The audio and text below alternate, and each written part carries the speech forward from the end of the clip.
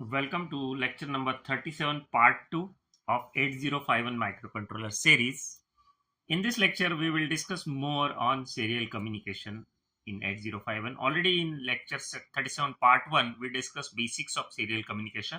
Here we'll see some programs related to serial communication. The first problem we are going to solve is best write a program for 8051 to transfer a letter B serially at 9600 baud rate continuously. Now for this, we'll write a program first of all in assembly and then in C. Already I have written a program to save the time. So we can start with assembly and then we'll compare how we can do it in a C as well. So as usual, ORG0 and ORG30. Now you must have understood this, that is we can leave them some space for ISR purpose. Now what is TMOD 20H? See, we want to generate a 9600 baud rate. So we should make timer 1 mode to auto reload because timer 1 is going to help us in baud rate.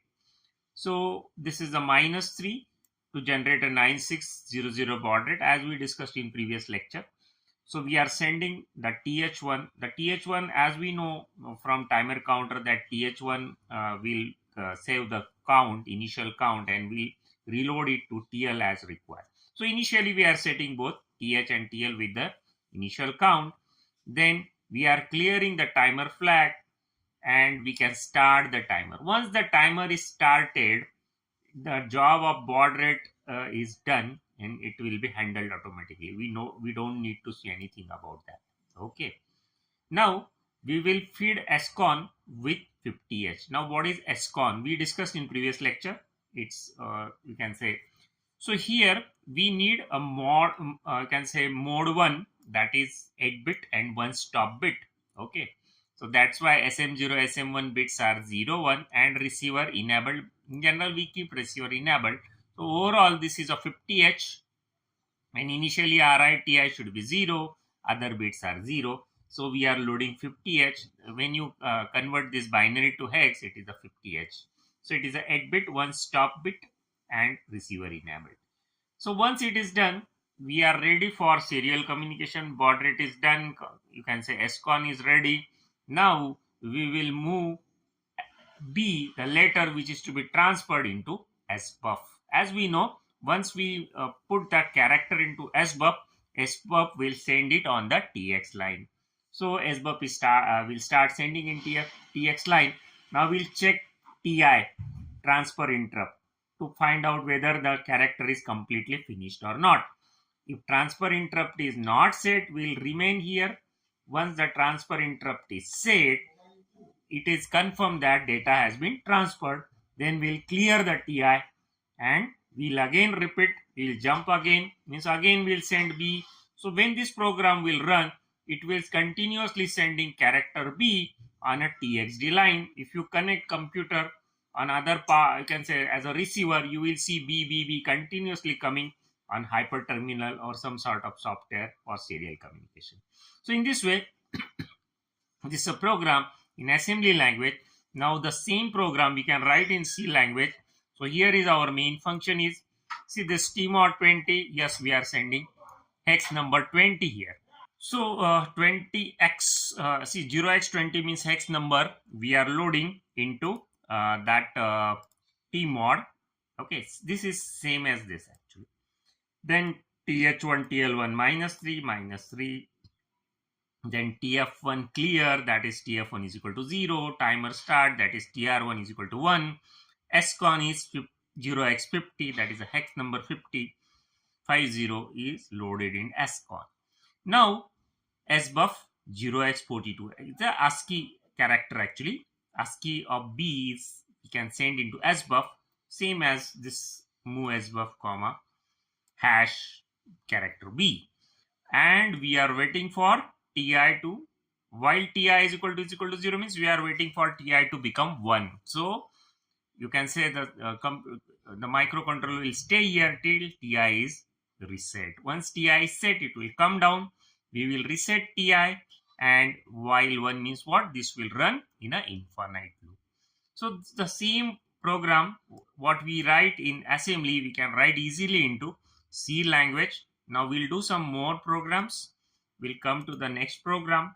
Now the next program is, we want to send S serially, continuously, okay, on 9600 baud rate. So yes, 8-bit data, one stop bit, okay, and we want to do it continuously. So on say TXD line, first we'll send Y, then E, then S, and then again repeat the same thing. So again, first we are writing the program in assembly, then we'll write a program in C language. So here again ORG0, ORG30, because we want to leave some space, we want to keep some space for ISR if required. Okay, so your actual program start from 30H in a ROM memory. Okay, so Tmod 20H, as we discussed, it's like a timer 1 mode 2, because for baud rate and for 9600 again -3 we are loading in TH and TL. We are clearing timer flag, then we are starting timer. So once this timer is started, we get a baud rate. Now SCON 50, as discussed in previous program, 8-bit one stop bit receiver enabled. Then we will send a character in accumulator and we'll call a subroutine trans. This is a subroutine.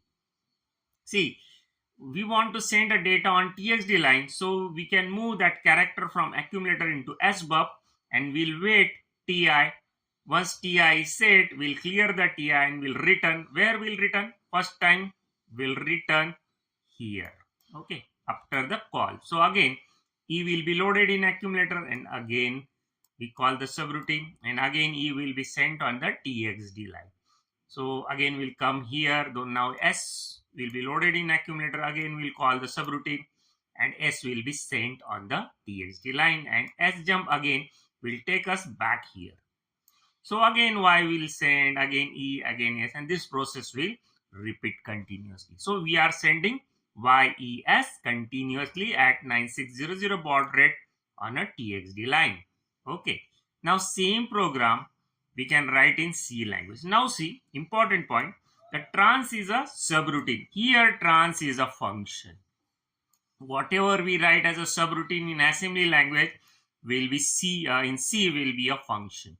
And we can declare that function initially. So compiler will understand when we call this function, compiler, we have given idea to the compiler that trans will be a function, and to this function we will send one character while calling and it will not return any value.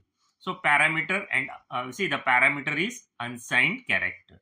Okay, so here look at the lines, Tmod 20, yes, it is done here, THTL done here, TF is equal to 0, TR1 timer start. Whatever the steps you can see in assembly, same steps here, SCON 50 hex number. Okay, now this is an infinite loop. Similarly here it was S jump again, that the infinite loop was here. Now there while one is an infinite loop. Now trans, we are calling the function trans and argument passed is Y. So that Y, when this function is called, what will happen? That D will take the value Y and SBUF will put into that, sorry, the Y will put into SBUF. Once it is in SBUF, it will be transmitted on a TXD pin and we'll wait for TI to become 1. Once TI is 1, we'll clear it and we'll come back. Now where will come? We'll come here. Now this time again we are calling the same function, but we are passing argument as a E. E will be given to D. Okay, so SBUF will become E and E will be transferred on the TXD line. So again we'll come, again we'll call next, again trans is called, but this time argument is S. So S will be given to SBUF and S is transmitted on the TXD line. So in this way, we'll come here and again while one will take here. So again the same step will repeat, again we'll pass Y, E and S. This process will go on infinitely. So we'll getting YES serially continuously, okay, on the TXD line. So same, this is very simple. Rather I can say programming in C is simple because we don't need to write a move instruction. Instead of move, we can write is equal to directly. Again ORG0, ORG30, this care will be taken by compiler to place this program at a proper place in a ROM. So this is the way we are transferring S. Now we'll come to one more problem. This time problem is we want to receive the data actually. See, we want 8051 to receive the bytes, okay, byte of data, or you can say bytes of data serially and put it them on a P2. Assume that P2 is a port. See what is happening here is, see 8051 is there and it will receive the data on RxD pin serially, and then it will send that data on the port P2. See, on RxD data will come in a serial fashion, but that will be stored in a SBUF, and from SBUF we can transfer it to the port 2. So this is what is needed, and this process should go on continuously, and the baud rate is different here.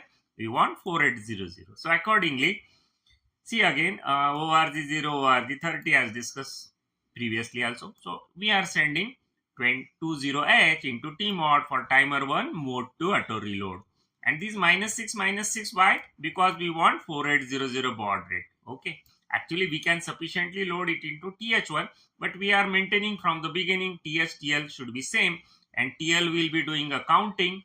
And once it is, we can say rollover happens, TH will load the initial count into TL. For the details of mode 2, you can refer my previous lectures where I have already explained very much on the timer mode 2. Okay. Now this initially be clear. Then we'll start the timer. Once the timer is started, baud rate is generated. Okay. Now as on, we are sending the hex number 50H, that is for 8-bit one stop bit, and receiver is enabled. Okay. You can see my previous last lecture, part 1 of the same lecture number 37 to get a more idea on SCON. See here, the most important, we are waiting for RI to set actually. This is something we are wasting too much time of CPU. For this, we'll see how we can do it using the interrupt way in the next slide. See here, we are waiting for RI, means we are waiting for data to come into SBUF. We don't know when data will come into SBUF.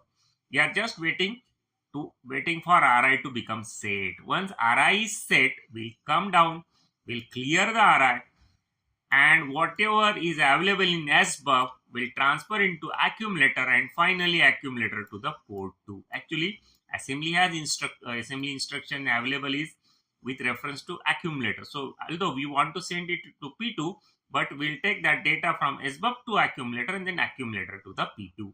Finally, whatever received in the SBUF parallel form, actually, whatever coming is a serial actually. That is in SBUF is available in parallel 8-bit. That we are sending to accumulator and finally to the P2. And SJump will take back here. Again, we are waiting for next byte. Okay. Actually, you should take care that once RI is set, you immediately copy whatever is in SBUF into accumulator, so that SBUF is free to take a next byte or next character. Okay. So this is the way we are writing program in assembly language. Now we can do the same stuff in C. I think this I don't need to repeat. The same thing what we have done here, this just copy paste, only we are writing in a way C can understand. Yes, we are defining one variable, that is unsigned char Rx data. Okay. Now while one is an infinite loop. So here is that infinite loop is same infinite loop is here, SJump here, same infinite loop is here. We are waiting. See this JNB RI here same as while RI is equal to 0. Means we are waiting RI to become 1. Once RI is 1, it is sure that data is in SBUF. We'll clear RI for next cycle, and whatever is received in SBUF we'll take into Rx data variable, and then finally we are sending it to the port 2. So this is the way we can write the same program in C language. Now we'll focus something more. See here, you can understand that if suppose data is not received for an hour, let us take that nobody is sending data for 1 hour. So yes, CPU will be just waiting here for data to come. If CPU is don't have any other activities, then it is okay. But if suppose CPU has to perform many activities in real world program, we cannot have CPU to stuck somewhere waiting for some data to get received from outside world and all that. For that, we will go for the important concept, that is an interrupt.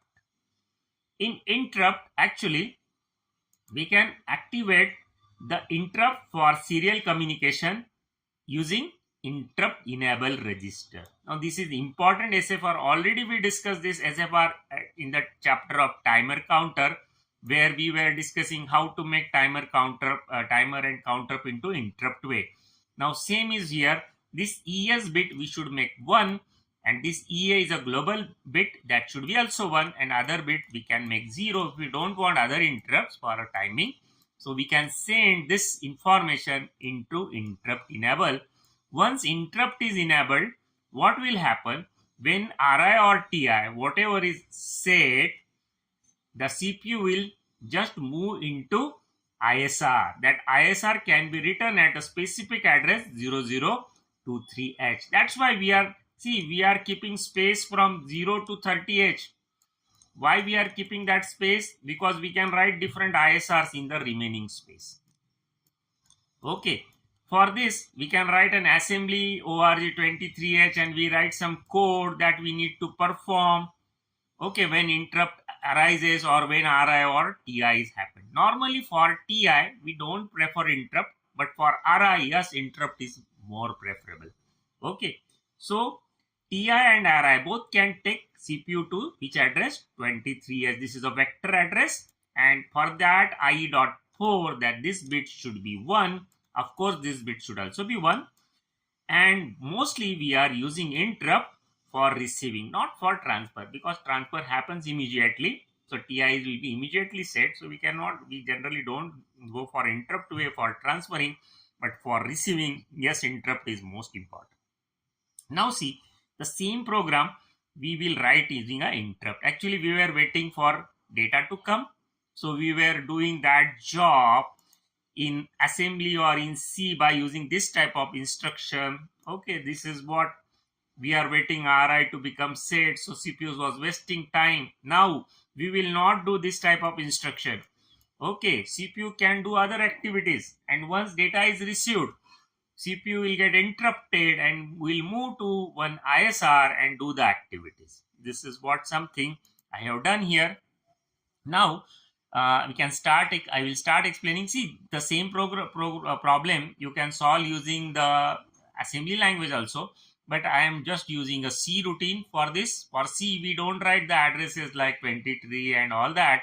That is handled by compiler. See, this is my ISR. This is the interrupt service routine. Now, how it is understood? See, you can say these are some keywords which tell compiler that this is an ISR for serial interrupt. Okay. And once CPU goes into this interrupt service routine, what CPU will do? It will check what is the reason why we are in the ISR. There are two reasons, because of TI and because of RI as well. So if TI is the reason, we'll just clear the TI. Okay, we don't need to do any other thing because SBUF is already sent. SBUF has already sent that data on the TXD line. But if RI is the case, if RI is the one, we need to copy the data in SBUF into some variable, because SBUF, otherwise suppose if you are not able to copy it immediately, what will happen? There may be chances that some new data will come into SBUF and will override the old data. So we are immediately copying whatever is in SBUF into some variable. That variable is some area in the memory ultimately. And we are sending that data into P2 as requirement was there. As we discussed in assembly and C, we need to send whatever data is received on the P2. And we are making RI clear for next cycle. See, this is what the ISR. This is something which we will do when data is received. Okay. Now, what is happening in main? In main, I have written a standardized way. Now, I have written one, you can say, function for serial port initialization. See, in real world programs, we write this type of function at very beginning. Initialize serial port, initialize timer, initialize LCD. Okay. So, same is concept I have applied here. Instead of writing all these instructions, I have written a separate function for that. And I'm just calling it from the main. So it becomes my life easy. So I'm just calling this function. What this function will do? We'll make timer 1, mode 2, TSTL will be loaded with the appropriate value to get the baud rate. RITI should be cleared initially. Okay, I'm just taking care to clear the all flags. Actually, this is not mandatory. Even SCON can clear that. Anyway, this you can skip. But TF, I'm making it clear. SCON 50 to ensure the mode 1. Okay, that is 8-bit data, 1 stop bit and all that. This is very important. I am making this bit and this bit as 1. See, what is global interrupt bit? Global interrupt is I.7. What is serial interrupt is I.4. I.4 is this bit and I.7 is this bit. So interrupt is ready. So now CPU is ready to take an interrupt actually. Or rather I can say in serial communication, interrupt is active now. Now timer 1 is started. So this initialization is once done, will come here. Okay, in the main, actually main will call this part and this initialization will be finished and interrupt is active. Tmod timer is ready for a baud rate and SCON is ready or whatever is required, that it will be done one time activity. Now CPU is doing what? CPU is just executing while one. You can assume in real world there is not there may be some other activities CPU will be doing. For this simple program, I am just saying that CPU is doing while one means CPU is just waiting here. Waiting for what? Waiting for interrupt. Once interrupt arises because some data is received in SBUF, where CPU will jump. CPU will jump into this ISR. It will check whether it is TI or RI. Suppose it is RI means data is there in SBUF. CPU will just copy that data into RX data variable and send it to port 2 and make the RI clear and will come back here. Again it will start executing while one. Once again data is received, again it will go here.